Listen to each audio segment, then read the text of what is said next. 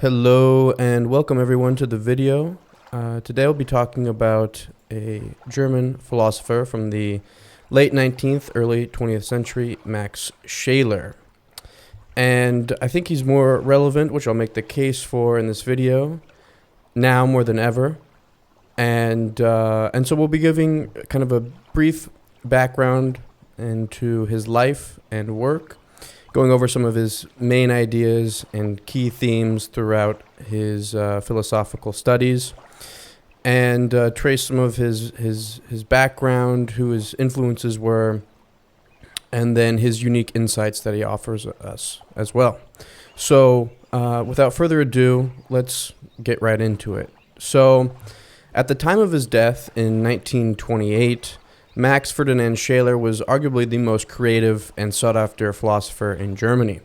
Students would flock to his lectures. Intellectuals across Europe sought his correspondence, and his insights were reshaping how we understand ethics and religion and the very meaning of human experience in general.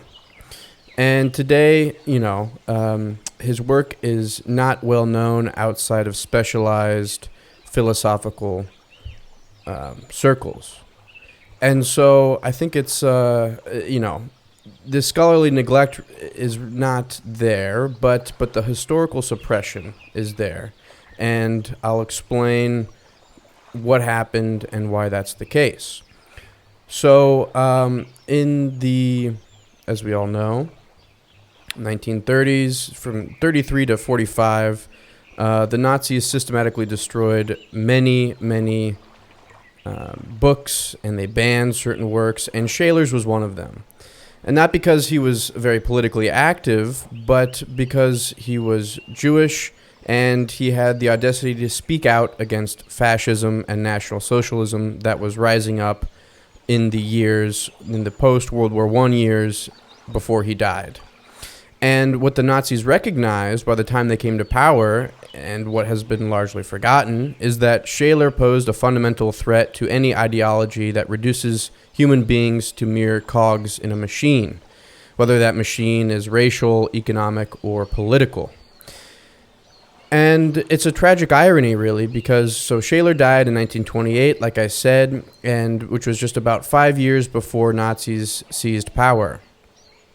So he never lived to see the full horror of what he was warning against, but his ideas were so dangerous by the time they took power, to a totalitarian type of thinking, that the Nazis felt compelled to basically erase him from history, tried to ban his books, suppress his insights. And they understood what we've forgotten, that Scheler's insights about human dignity, the reality of values, the hierarchy of values, and the nature of solidarity offered a philosophical foundation that could immunize people against the very ideological manipulation that they were perfecting. So I want you to imagine for a moment what the intellectual landscape of the 20th century might have looked like if Scheler had lived longer and his voice hadn't been systematically erased.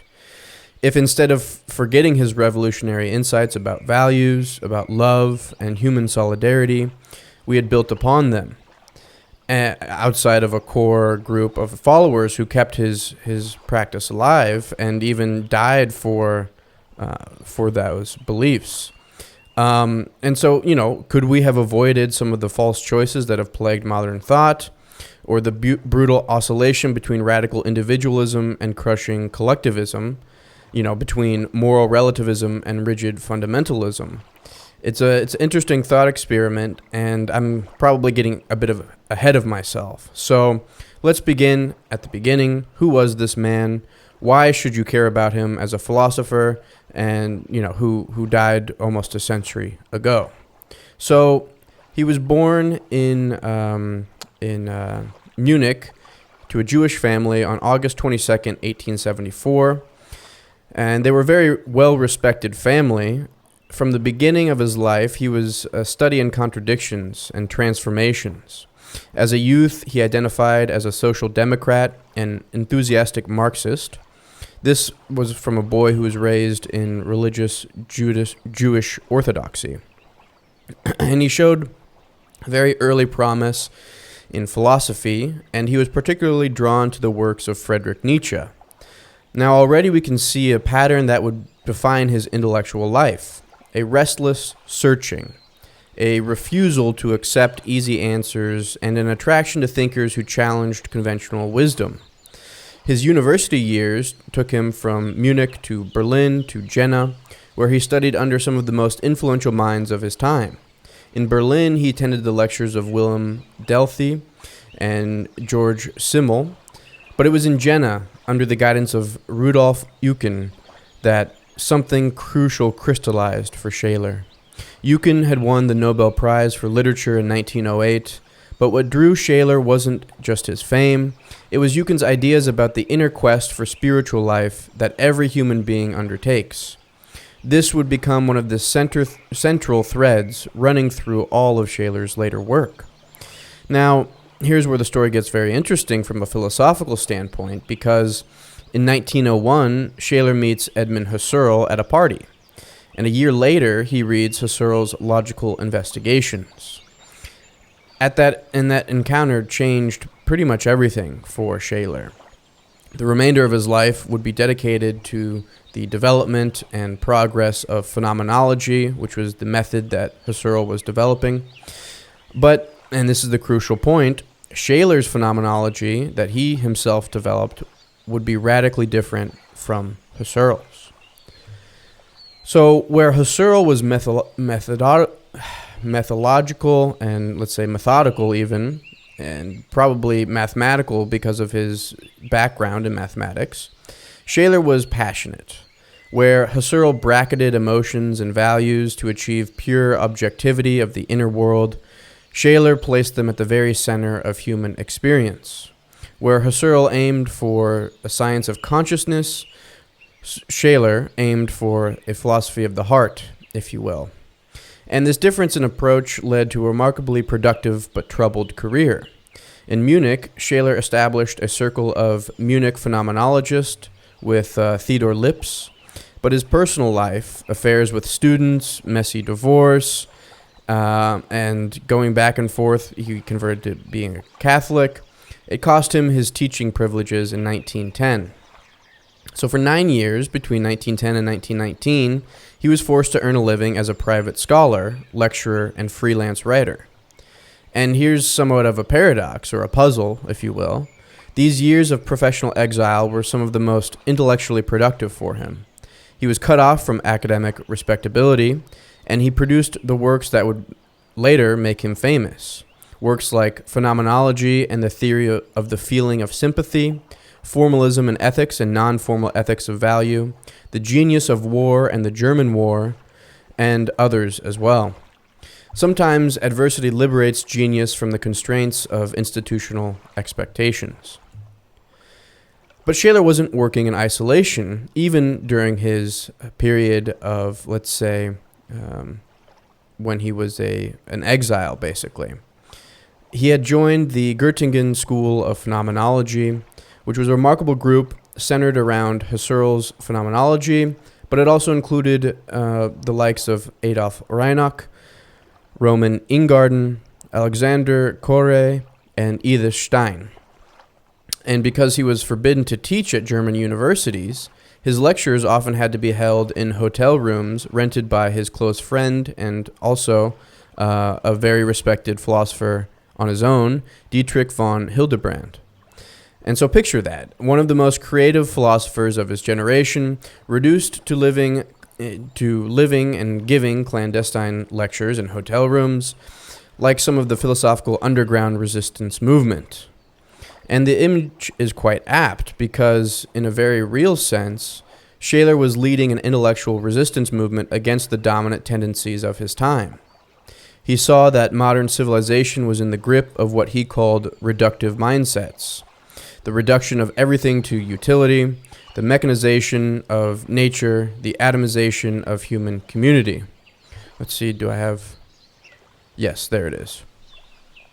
And so these were his three reductive mindsets, and he believed that philosophy had a crucial role in offering an alternative to these reductions.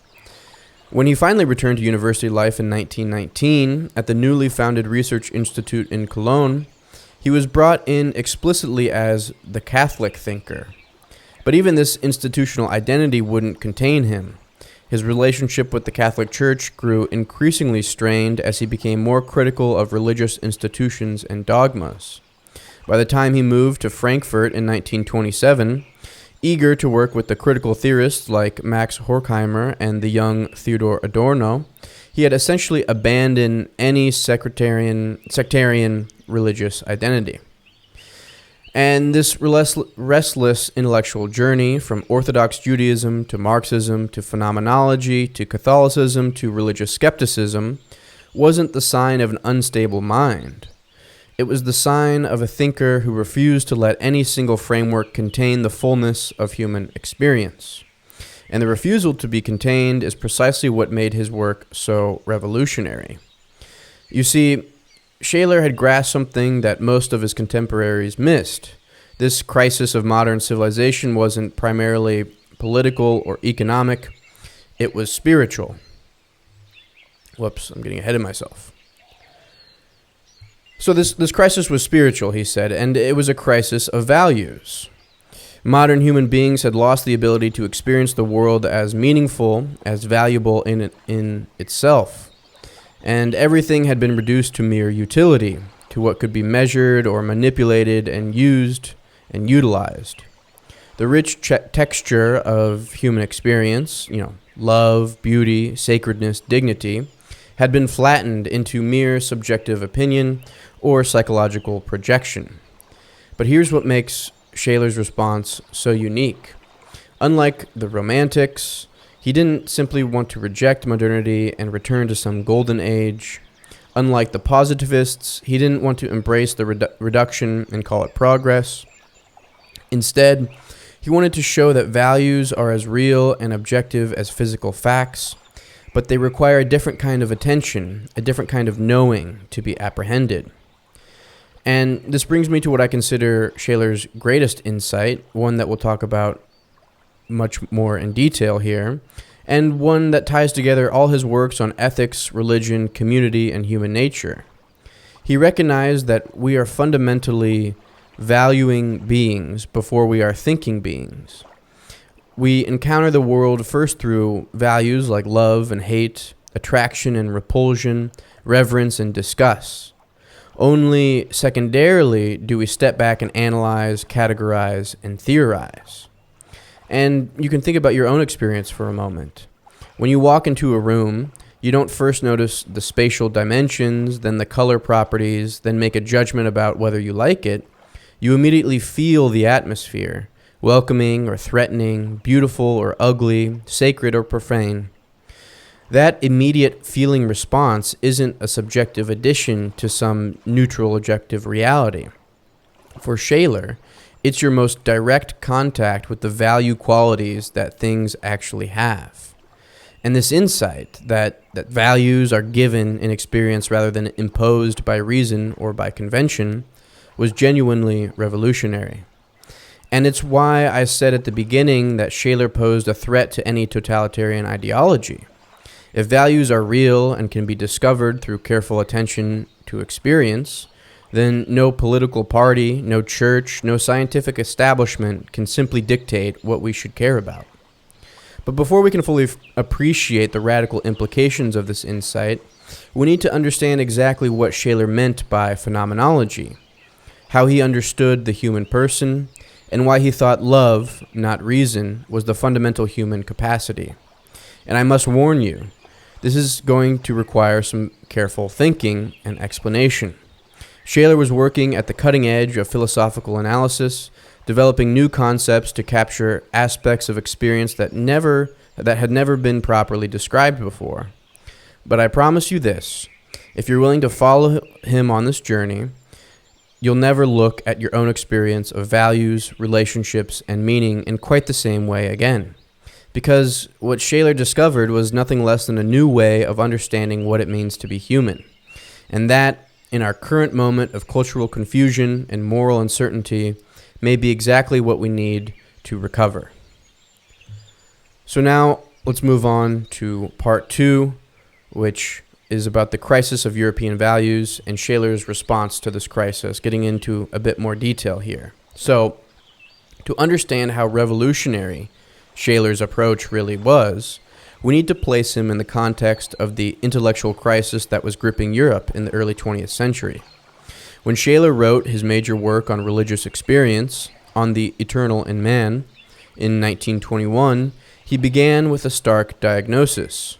The Great War had not, as many hoped, reawakened a sense of dignity in European culture or humanity in general. Instead, it had left humanity drunk with suffering, death, and tears.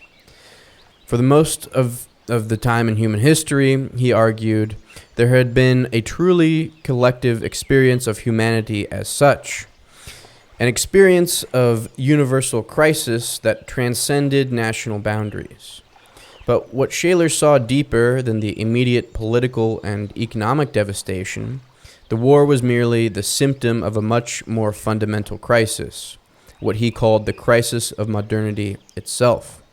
And this crisis, he insisted, was fundamentally a crisis of values. And so let me be precise what he means here.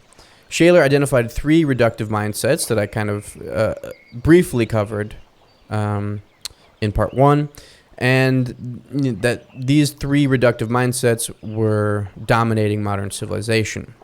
So first was the rise of late capitalism, not just as an economic system, but as a way of seeing the world where all goods, objects, and beings are valuable only insofar as they can generate more wealth. And everything becomes a commodity to be bought, sold, and exploited. Second was the mechanization of nature, the reduction of living beings to mere mechanisms or machines for the purposes of manipulation and control. The natural world loses all intrinsic meaning and becomes simply raw material for human projects. And third, there was the liberal individualism, the reduction of all forms of genuine community to mere society, where all interpersonal relations are regarded as artificial and contractual, formed only for the benefit of individual interests. Now, you might think these sound like separate problems requiring separate solutions, but Scheler saw that they all shared a common root. They all represent what he called a value reversal. They all promote utility over what he called life value. In other words, a living being only has a value insofar as it is useful for something or someone else. And the result is what Scheler calls value blindness. People lose sight of the higher spiritual values like beauty, truth, justice, holiness, and can only see things in terms of their usefulness. Now, when a culture becomes blind to higher values, it loses sight of its own uniqueness and meaning. At the level of pure utility, after all, people and cultures are more or less interchangeable. What makes them distinctive, their spiritual and cultural achievements, becomes indivisible. And this is why Scheler believed that the crisis of modernity would ultimately lead to what he called an internationalization of all cultures, a flattening of human diversity into a single utilitarian monoculture. And if that sounds familiar, it may be because we are increasingly still going towards this end, basically. And but here's what made Scheler's diagnosis so original, because maybe you've heard something akin to that identification of the problem before. Well, most critics of modernity fell into one of 2 camps. Either they were romantics who wanted to reject modern science and technology entirely, or they were traditionalists who wanted to return to some sort of golden age of religious or cultural authority. And Scheler saw that both responses were inadequate. Instead, he proposed something radically different, a philosophical revolution that would restore our capacity to experience values as real and objective features of the world, but without abandoning the critical insights of modern thought. Now, to understand what this means, we need to get clear about some key concepts.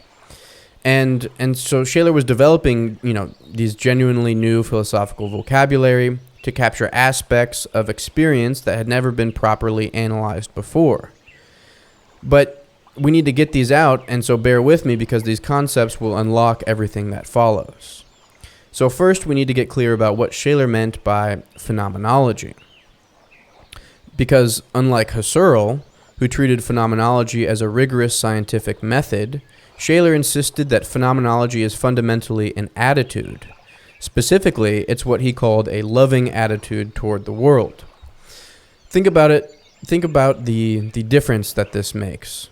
Husserl's phenomenology was about achieving objective knowledge by systematically bracketing our natural assumptions or the external world. Basically, you bracket that, but Scheler, his phenomenology was about opening ourselves up to the world through what he called loving participation.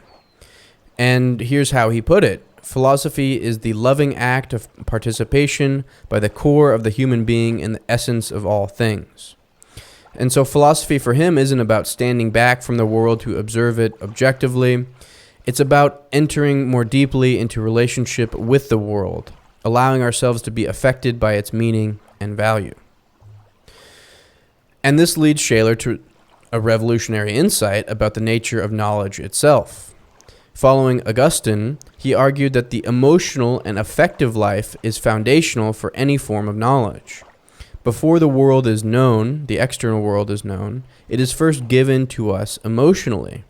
Love is what opens us up to the world, to that which is other than ourselves. Now this might sound a bit mystical or anti-rational, but Scheler was making a precise philosophical point. And he distinguished three types of knowledge, each with its own legitimacy. So first, there's practical knowledge, motivated by pain or fear of error.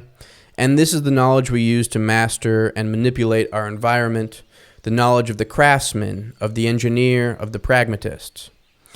And it's genetically the first form of knowledge for individuals, because it's absolutely necessary for survival.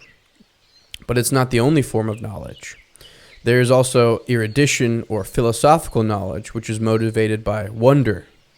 And this is the knowledge that emerges when we step back from practical concerns and ask about the meaning and essence of things. It's the kind of knowledge Aristotle had in mind when he said that philosophy begins in wonder. And third, there's the knowledge of revelation, which is motivated by awe. Specifically, awe in the face of the absolute or the holy. And this is the knowledge that emerges in religious experience when we encounter something that transcends the finite world entirely. Now, here's the crucial point. These three types of knowledge are irreducible to one another. You can't derive philosophical wonder from practical manipulation, and you can't reduce religious awe to either practical or philosophical knowledge. Each has its own integrity, each its own proper domain, and its own way of disclosing reality. But what does that mean for how we understand values? And this brings us to perhaps Scheler's most important concept, the material a priori. So Kant had argued in ethics that ethics must be based on an a priori principle. Something that doesn't depend on experience, but provides the foundation for all moral judgments. And his solution was the categorical imperative, a purely formal principle that could be applied universally. Now, Scheler agreed that ethics needs an a priori foundation, but he rejected Kant's formalism. Instead, he argued that there is a material or content-filled a priori that is given directly in experience, specifically in the experience of values. And so what does this mean concretely? Well, when you encounter an oak tree, you don't just perceive its size, color, and shape. You also immediately perceive its beauty, let's say, and other qualities, maybe its dignity or something of its sacred quality. And these value qualities aren't subjective projections that you add on to some neutral philosophical object.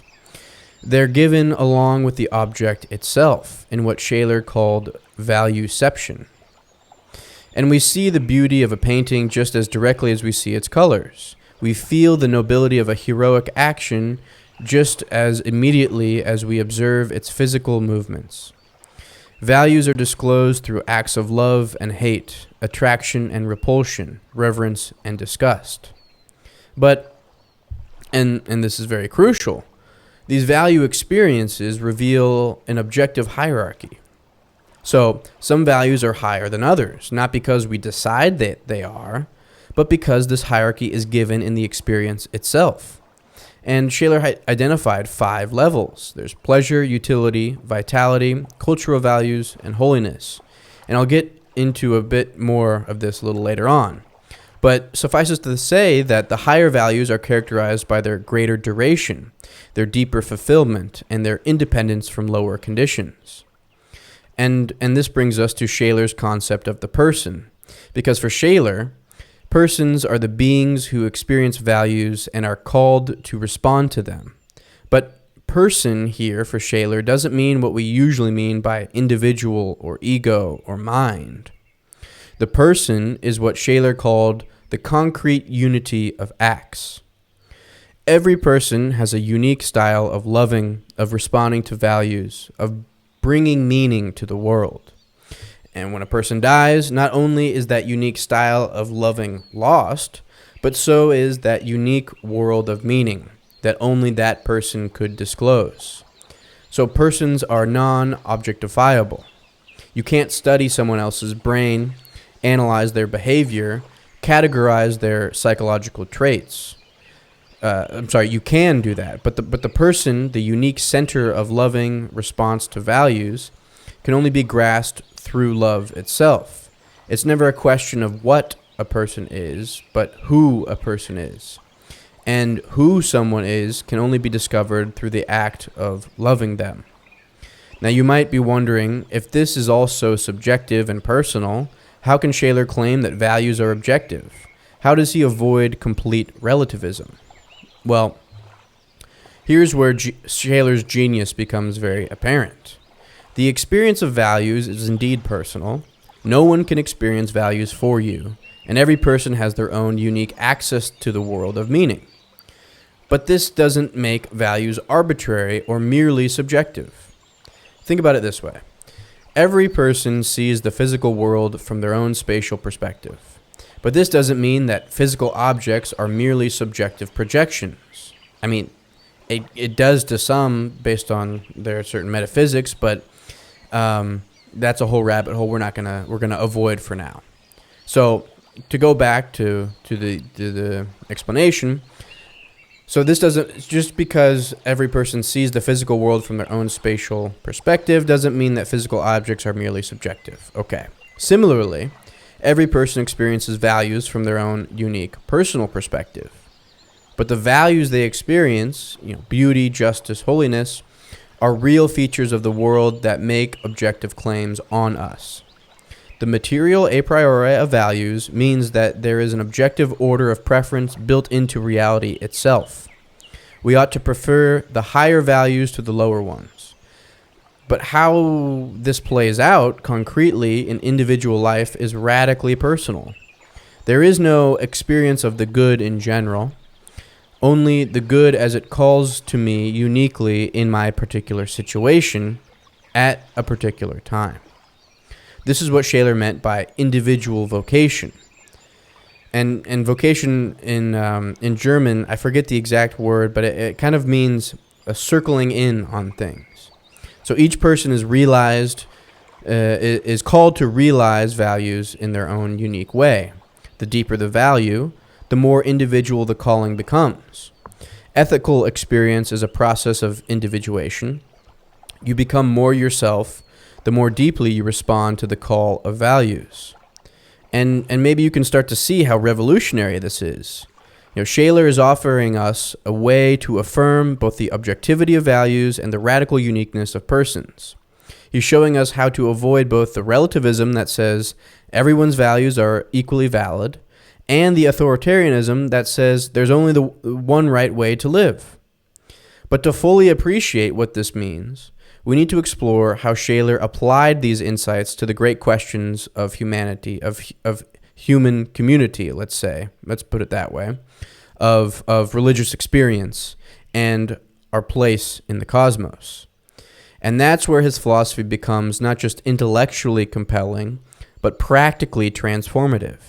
Because what Scheler discovered is that we are fundamentally relational beings. Beings who discover who we are through our loving response to others and to the world itself. And this discovery has profound implications for how we think about ethics, politics, the meaning of human existence itself. So, now that we have these conceptual foundations in place, we can turn to Scheler's revolutionary contributions to ethics, his analysis of the human community, his phenomenology of religious experience. And what I want to show you is how these aren't separate topics, but different aspects of a unified vision of what it means to be human. So we'll start with the revolution in ethics. Now, this is based on probably Scheler's most influential work, Formalism and Ethics and Non-Formal Ethics of Value. And it was motivated by what Scheler saw as a fundamental problem in Kant's approach to ethics, and by extension in most modern moral philosophy. Because Kant had made a crucial advance over early ethical theories. Against the utilitarians, he insisted that ethics can't be reduced to calculating consequences. Against eudaimonism, he argued that ethics isn't just about achieving happiness or self-fulfillment. Ethics, Kant insisted, must rest on an a priori foundation, an obligation that holds regardless of circumstances or personal desires. And Scheler agreed with all this. But he saw a fatal flaw in Kant's solution. The categorical imperative, act only according to the maxim whereby you can at the same time will that it should become a universal law, right? This is a purely formal maxim. It tells us to act on universalizable principles, but it doesn't tell us what those principles should be. More importantly, Kant's approach completely abstracts from the concrete situation in which we find ourselves called to act. It treats the ethical imperative as something that applies to anyone, anywhere, in any circumstances. But Scheler argued that this misses something essential about moral experience. When you feel called to act ethically, you don't experience this as anyone ought to do X in circumstances Y. You experience it as, I ought to do this here and now. The ethical imperative comes to you personally, uniquely, as a call that only you can answer in your particular situation. Think about a moment in your life when you felt genuinely called to do something, to help someone, to take a stand, to make a sacrifice. Did you experience that call as the application of a universal rule, or did you experience it as something that was calling to you specifically as the unique person you are in that unrepeatable moment? Scheler's insight was that ethics begins not with universal principles, but with the immediate experience of values calling to us in concrete situations. And these values aren't derived from reason. They're given directly in what he called valueception. And here's how that works. So all experience, according to Scheler, is already value latent. When you encounter an object, situation, or person, you don't first perceive neutral facts and then add evaluative judgments. You immediately perceive value qualities along with everything else. That oak tree isn't just large and green, it's also majestic, beautiful, perhaps even sacred. That action isn't just a series of physical movements, it's also generous or petty. These value qualities are given just as directly as color or shape. We don't infer them, we perceive them. But here's the crucial point. These value experiences reveal an objective hierarchy, like I was saying earlier. And this hierarchy has 5 basic levels for Scheler. We have pleasure at the bottom, then utility, vitality, cultural values, and ultimately holiness at the top. and each level has its own characteristics. The higher values are more durable, provide deeper fulfillment, are more independent of material conditions. You can see this in your own experience of sacrifice, let's say. You're willing to give up pleasurable experiences for the sake of health for the sake of justice maybe, even life itself for the sake of what you hold sacred. And many people who have found themselves called to religious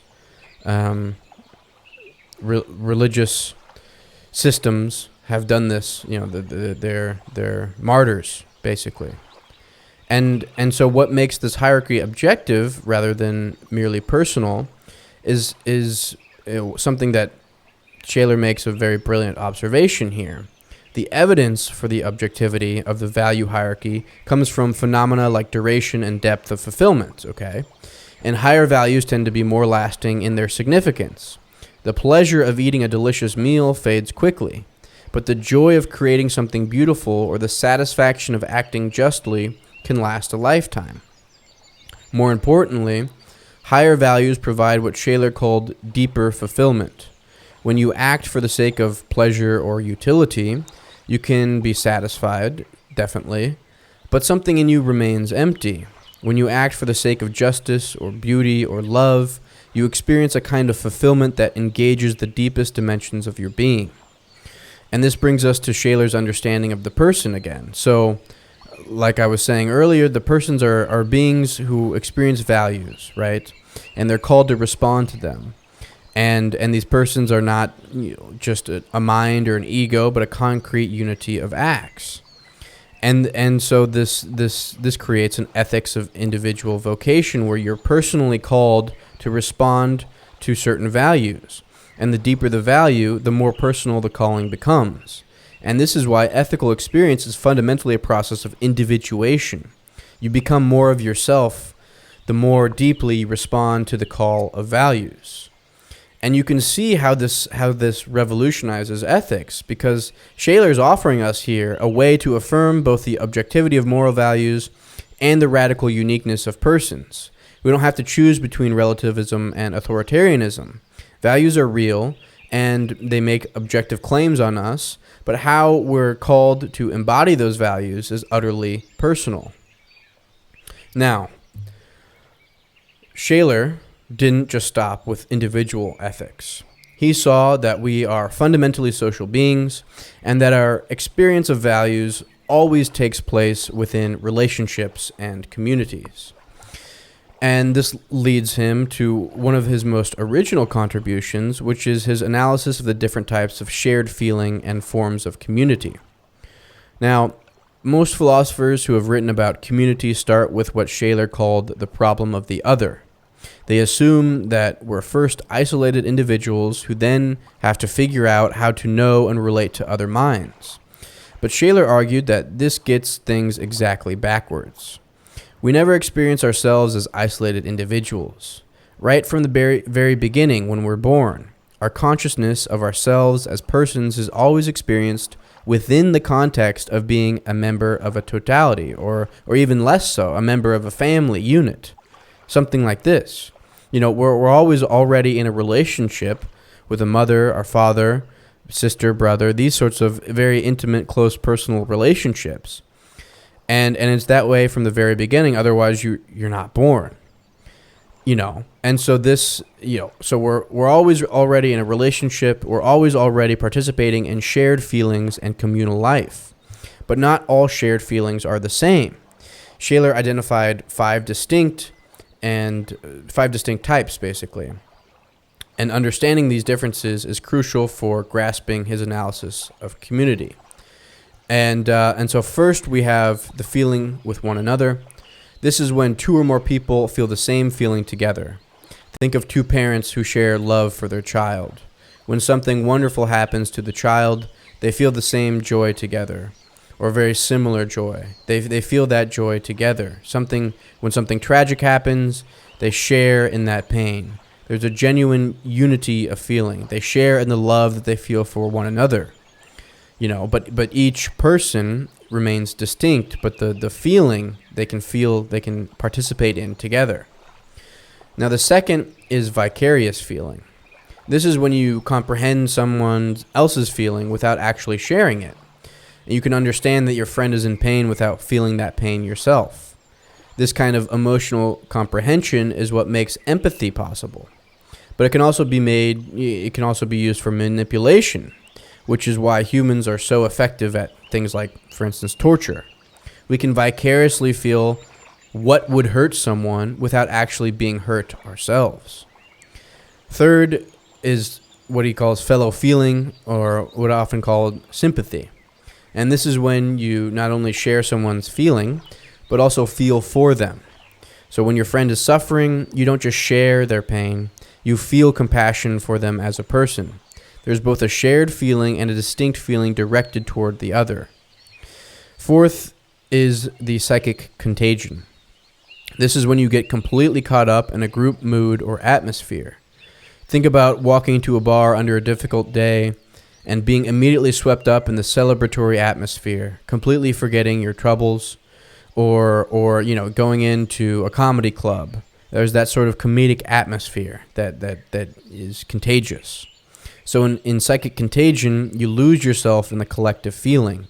The boundaries between I and you dissolve into we. And finally, there is identification. And this is the most extreme form, probably, where you literally become the other. Your sense of self disappears entirely, and you inhabit someone else's experience as if it were your own.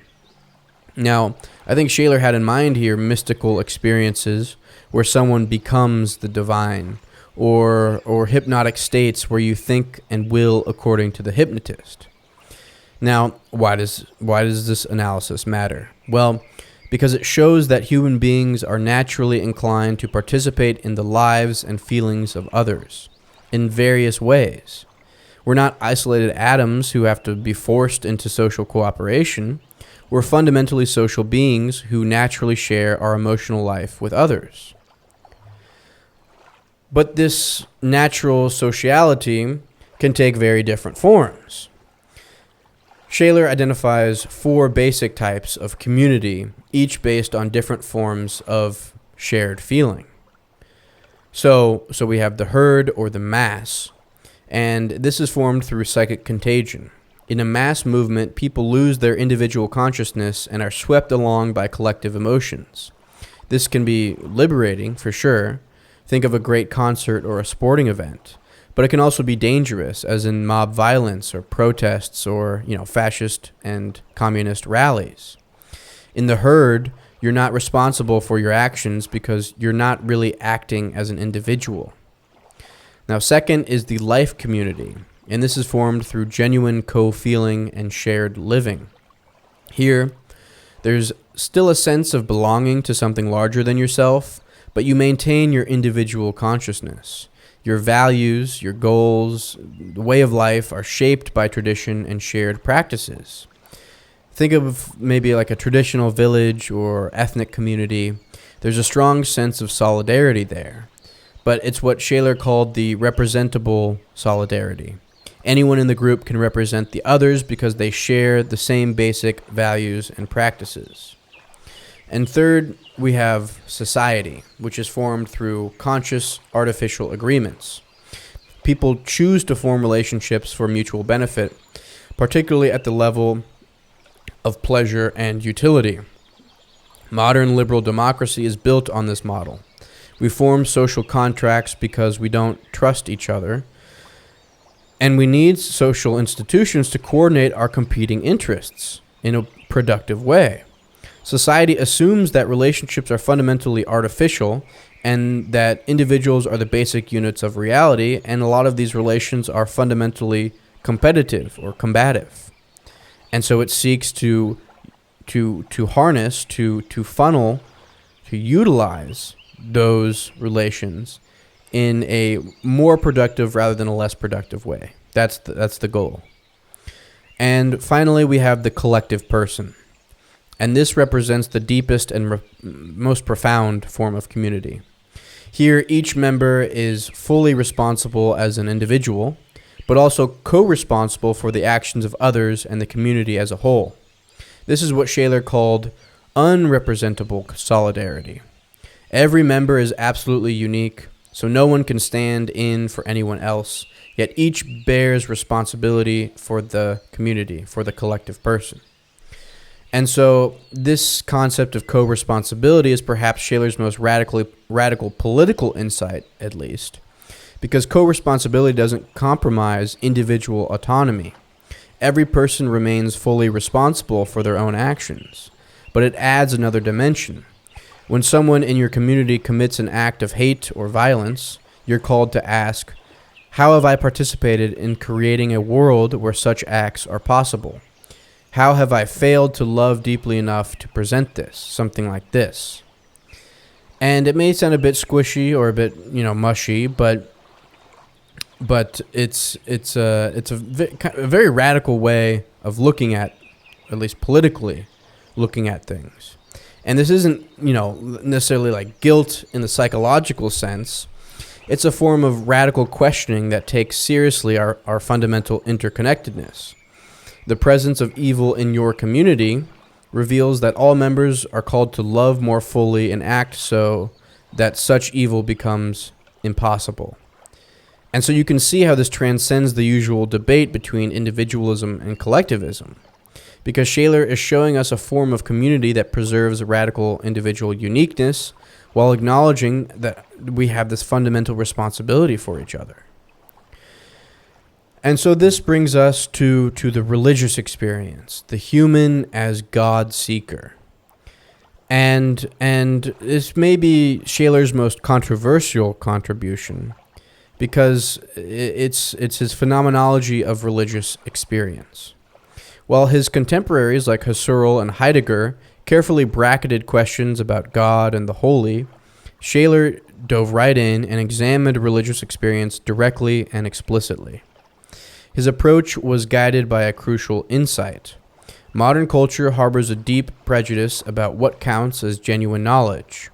We assume that only experiences that can be proven rationally or scientifically are truly evidential.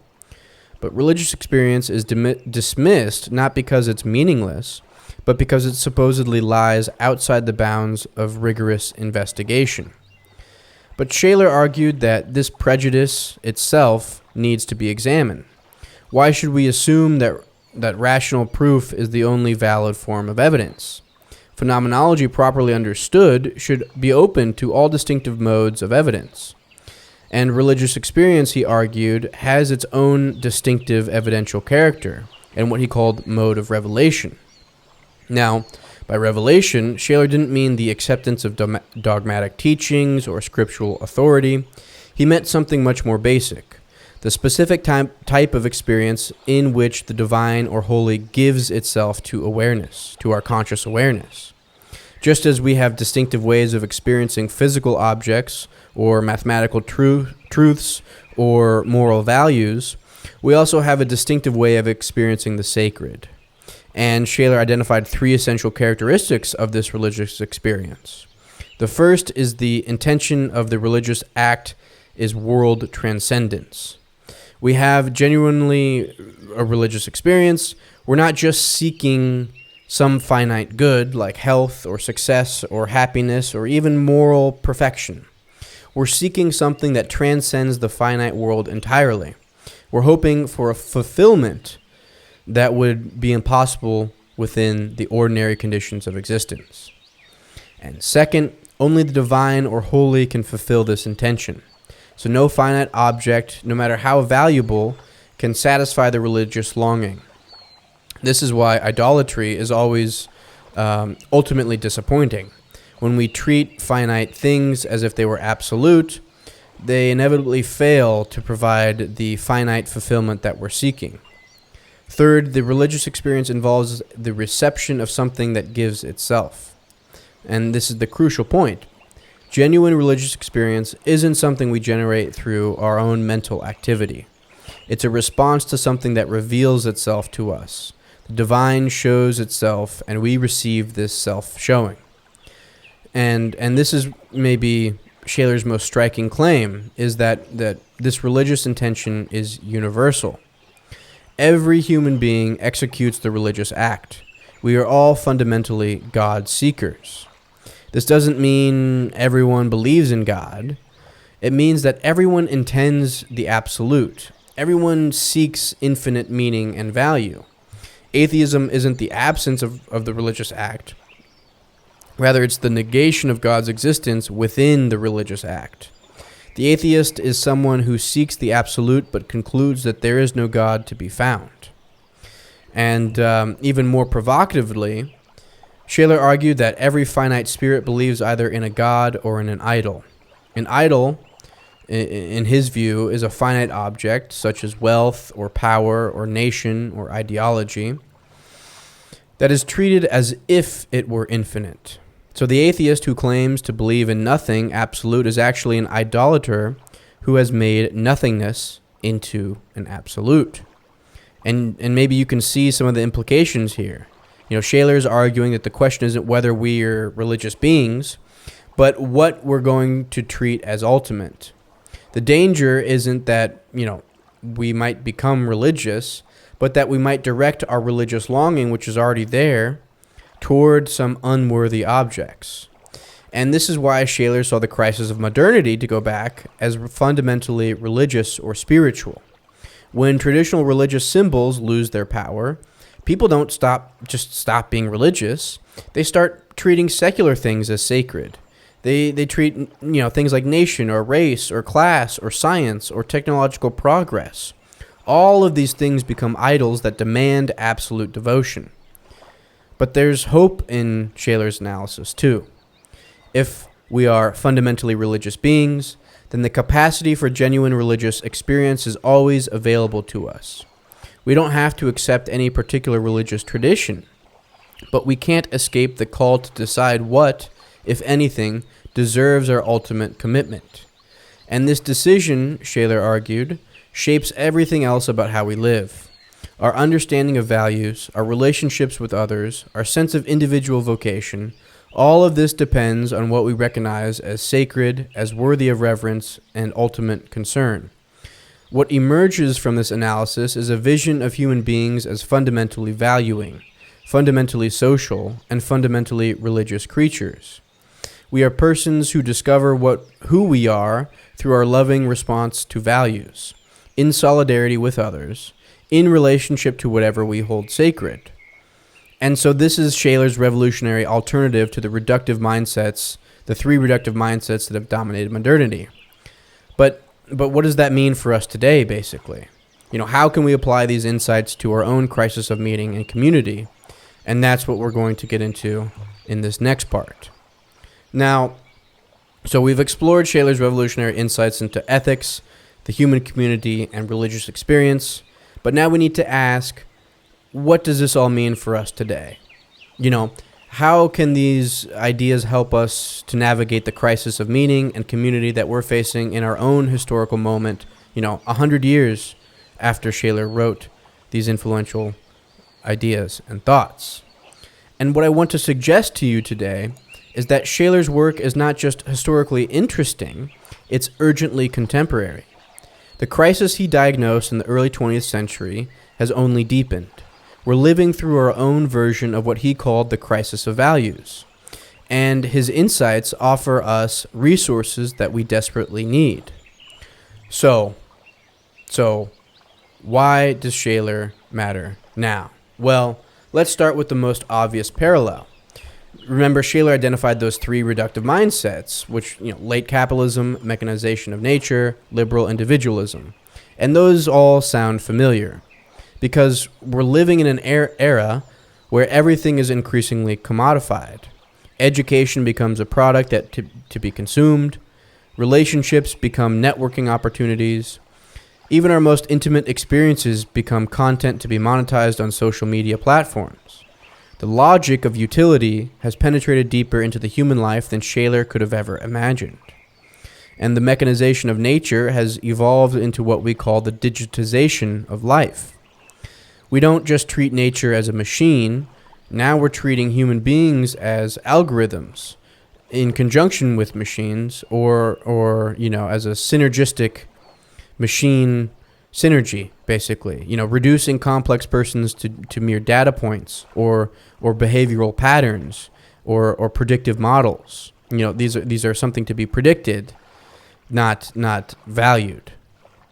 And the rise of artificial intelligence and big data analytics represents the ultimate mechanization, not just of nature, but on many transhumanists of human consciousness itself. They really believe this. And so what about liberal individualism? Well, we're witnessing both its triumph and its collapse. On the one hand, we've never been more isolated, more focused on individual choice and self-creation. And on the other hand, we're seeing the rise of tribal identity politics and authoritarian movements that dissolve individual responsibility into group belonging. What Scheler predicted has come to pass. The dominance of utilitarian thinking has led to what he called value blindness, and we've lost the capacity to experience the higher values, beauty, holiness, sacredness, the good. We don't find these as real and compelling anymore, or as much as we did in the past. Everything gets reduced to questions of efficiency, productivity, individual preference, and that's where I think Scheler's analysis becomes really interesting. He predicted that this value blindness would lead to one of two outcomes, basically. One is nihilism, the sense that nothing really matters, or two, idolatry, the desperate attempt to make finite things into sources of infinite meaning. And if you look around, what do we see? We see exactly this, right? On the one hand, we have this widespread sense of meaninglessness, of depression, of a cynical detachment from the world. And on the other side, there's a frantic pursuit of secular idols, of political ideologies, of consumer brands, of social media validation, of technological solutions to existential problems. And so Scheler saw that the fundamental issue here wasn't political or economic, it was spiritual. It wasn't about what we recognize as sacred, what we're willing to sacrifice for, what we experience as ultimately valuable. And this is precisely what our culture struggles with most deeply. And so one of Scheler's most valuable contributions for our time is his way of navigating between two equally unsatisfying alternatives, moral relativism and authoritarian fundamentalism. Moral relativism tells us that values are merely subjective preferences, that there's no objective basis for saying one way of life is better than another. This leads to what Scheler called value blindness, and again, it's the inability to see things really as they are valuable, objective reality. But on the alternative side, there's this form of rigid fundamentalism, whether that comes in the form of religious, political, or ideological. And these claims, these claims to say, to know exactly what everyone should do and believe at every given moment. And these two sort of extreme positions, these extreme approaches ignore the radical uniqueness of persons, and on the other hand, they ignore the deeply personal nature of ethical calling. And so Scheler basically offers us a third way. Values are objective, they make real claims on us, but they're given in a genuine hierarchy, and so there's no one-size-fits-all approach to the good life. And this means we can avoid both the relativism and the authoritarianism and affirm that some ways of life really are better than others while still honoring the unique vocation of each person to live within those within those values of better lives. And so think about what this might mean for contemporary debates, especially. Take the question of meaning and purpose in life. A relativist approach says that meaning is whatever you make it, your career, your relationships, your hobbies, whatever makes you happy. And an authoritarian approach says that meaning comes from following the prescribed path of some tradition or ideology. Well, Scheler's approach suggests that meaning comes from responding to objective values that call you personally. Yes, there are higher values than others. Beauty is a higher value than utility. But how these values call to you depends on who you are as a unique person. Your individual vocation to embody those values will be differently. It'll take different forms. It'll come out in different expressions. It's not total relativism. It's the recognition that persons are irreducibly unique. And so Scheler's insights have also profound implications for how we think about psychology and human development, right? Because most contemporary psychology still operates within what Scheler would call reductive frameworks, which those three that we talked about. But Scheler's understanding of the person as a concrete unity of acts offers a different approach. We're not just things to be analyzed or problems to be solved. We are a loving response to values, beings who discover who we are through our engagement with the world and through our response to those values. And so a Schelerian approach, let's say, would ask different questions than just, what is wrong with my brain chemistry. He would also ask probably, what values has this person lost touch with? How are they being called to love more deeply? It's not just maybe a chemical imbalance. It could be something else as well, something more spiritual, more existential. And Scheler's trying to offer us a psychology that helps us prioritize what we should go after in an individual way. And so it's not just psychological, it's not just religious, but there are also political and social applications of his work. And this is probably where his relevance becomes more obvious, especially in our current political and social crisis. We're living through what seems like a breakdown of community, the rise of polarization, the loss of shared understanding of the common good. And Scheler's analysis of the different forms of community provides a framework to understanding what's happening, basically. Much of our political life oscillates between what we might say, in Scheler's terms, the herd and society. Now, what does that mean? Well, in the herd model, people lose their individual consciousness and get swept up in collective emotions, whether it's mob violence or ideological fanaticism or the tribal identity politics or anything that makes rational dialogue impossible. People aren't responsible for their actions in this sense because they're not really acting as individuals.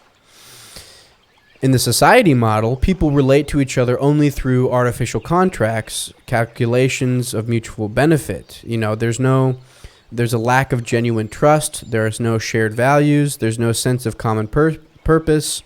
It's just competing interests, trying to maximize their own advantage through institutional arrangements. Both models are ultimately dehumanizing. The herd dissolves persons into the mass. Society atomizes persons into isolated individuals competing for scarce resources. And Scheler's alternative, what he called the collective person or the love community, it sounds a bit hippie, but there's a deeper point here than any of that in the 1960s offered, right? Because, each person in the collective person, the love community, is fully responsible as an individual, but also co-responsible for the whole community. And this is the unrepresentable solidarity that I was going over earlier. Think about what this means for political engagement.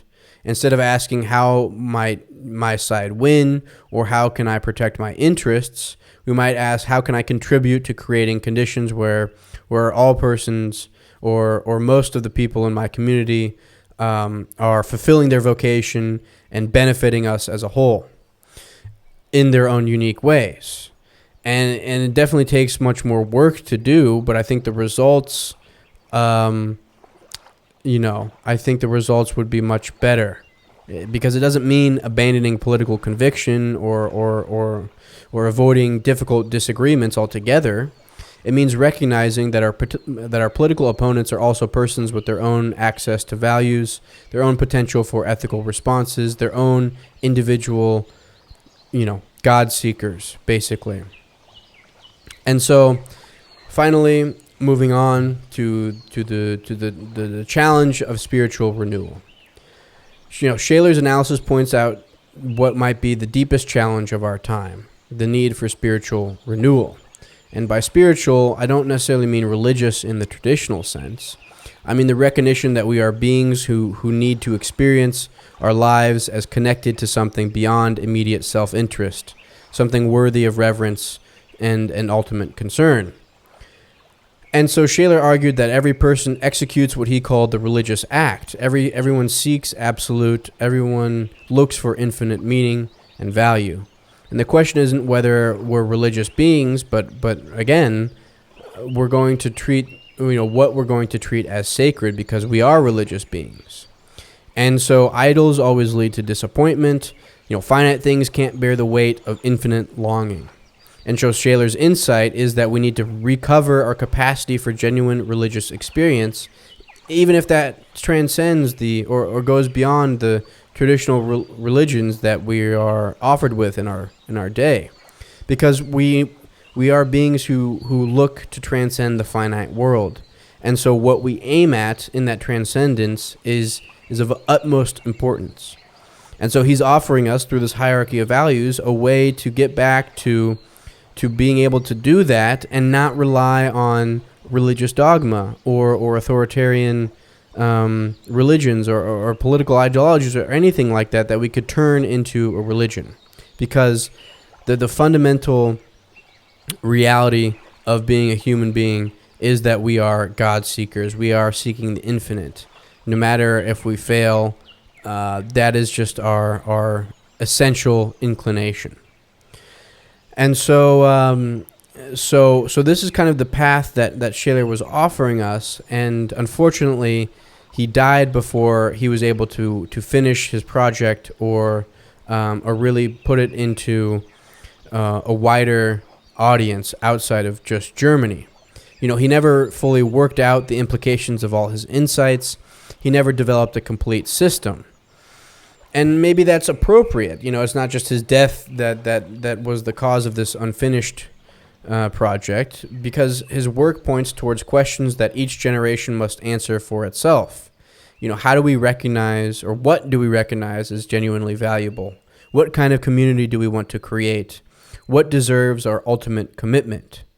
These aren't just questions that can be answered once and for all.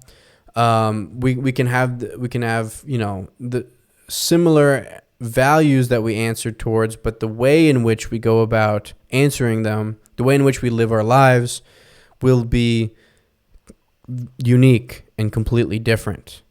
There's an ongoing personal ethical engagement that Scheler called the individual vocation, and this requires each of us individually to there's a kind of solidarity that we need to take seriously, both our individual uniqueness and the collective responsibility to make things better and not worse.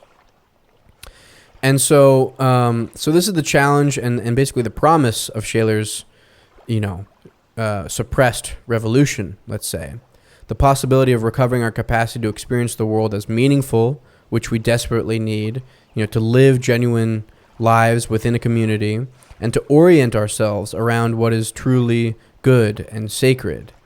And whether we take this challenge or not may determine not just our own individual flourishing, but the future of human civilization itself. And so, as we reach the end of our exploration of Max Scheler's revolutionary insights, I want to leave you with three things: a synthesis of what we've discovered, some practical suggestions for how you might engage with these ideas, and a sense of the unfinished project that his work represents. So, the unity of Scheler's vision is what emerges from our journey through Scheler's work, and it's a vision of what it means to be human. Because at first glance, his contributions to ethics, community analysis, and religious experience might seem like separate philosophical projects, but they're actually different facets of a single revolutionary understanding. The understanding that human beings are fundamentally valuing creatures. We don't first encounter a neutral world, and then add our evaluations to it, but we meet the world directly, immediately, as meaningful, as laden with values that call for our response. And but we're not just valuing creatures, we're persons. And persons, for Scheler, are irreducibly unique centers of responses to values. You're not just a bundle of psychological traits or a collection of social roles. You're a concrete unity of acts. And it's a distinctive style of responding that has never existed before and will never exist again.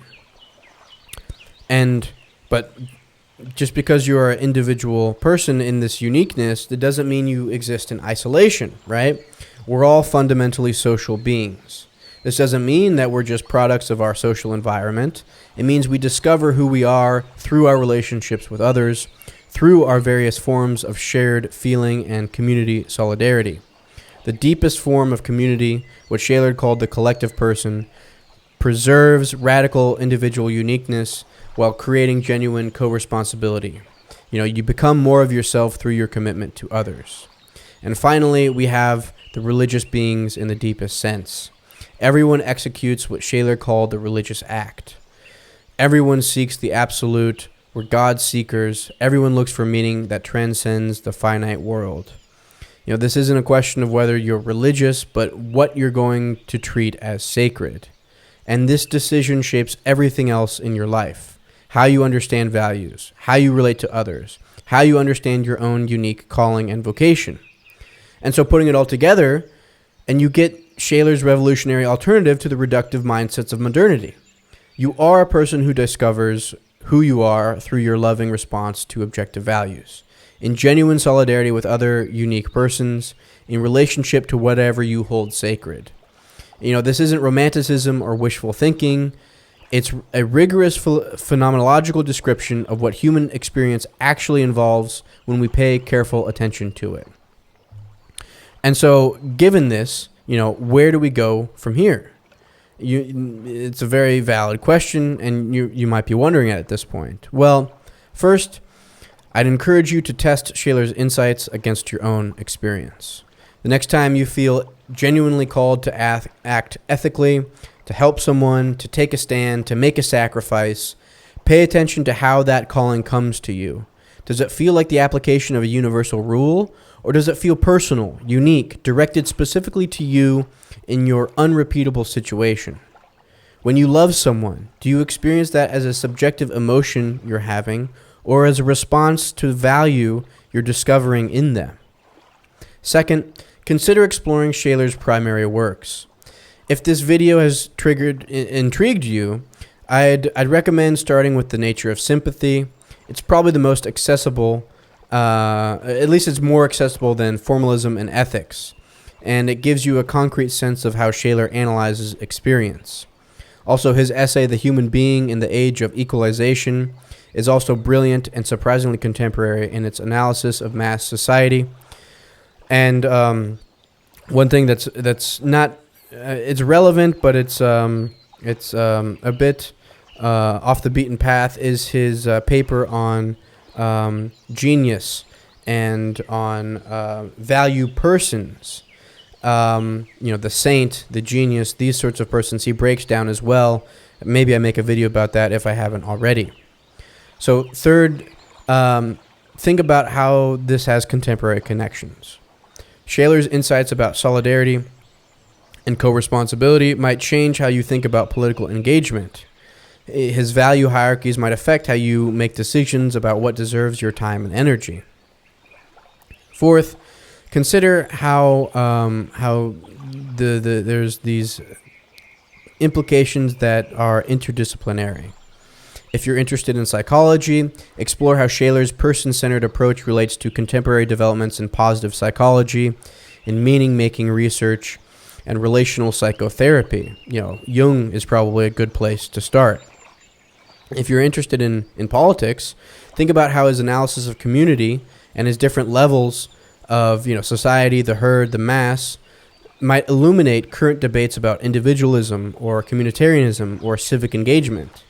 And if you're interested in religion or spirituality, consider how his phenomenology of religious experience might provide resources for thinking about the sacred in a pluralistic age. And most importantly, take seriously the possibility that your life has a unique vocation.